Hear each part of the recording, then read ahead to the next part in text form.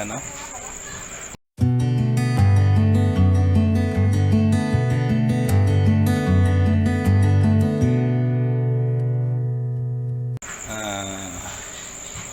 Gabi to guys, kinuna natin ng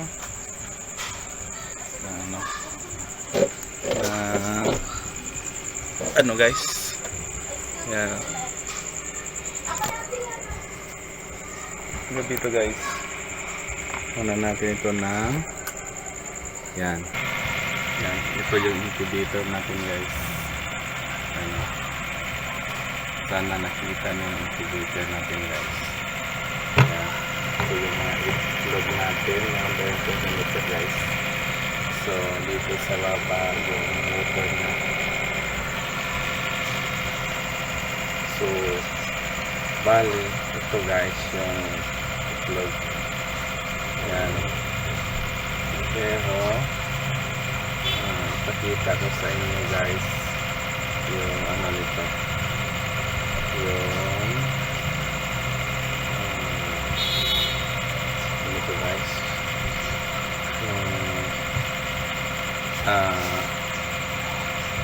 sa ano to, 4 days pa to guys. So bali pag umilaw na guys, pakita natin yung laman nito. So para makita nyo guys yung nasa loob nito.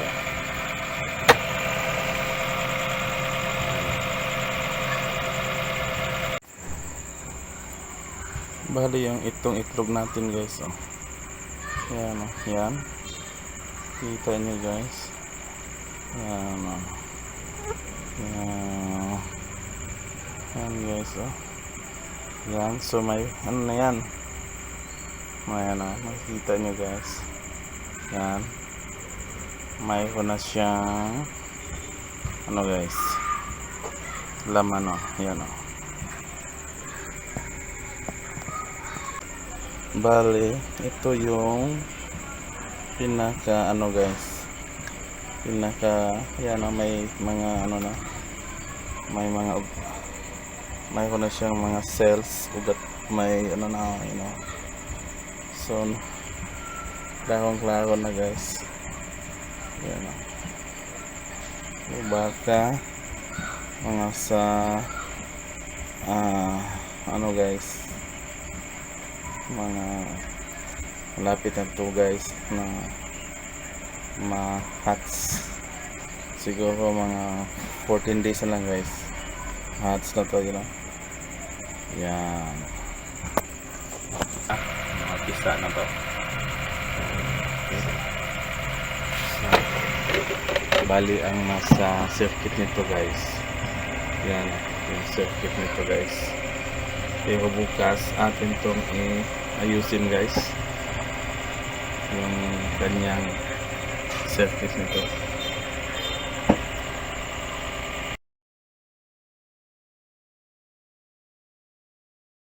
So yung incubator natin, yan, oh. Yan yung incubator natin guys. Yan, made to guys na incubator. Yan, guys. So bali ang nasa loob nito guys, so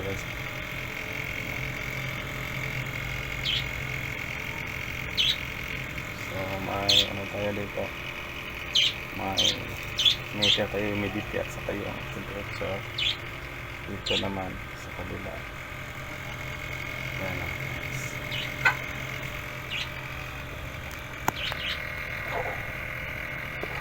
So bali yung incubator natin guys, isa lang yung bag, tapos dalawang fan, yan, tapos thermostat guys, digital, tapos ito yung supply, yan. Yan guys,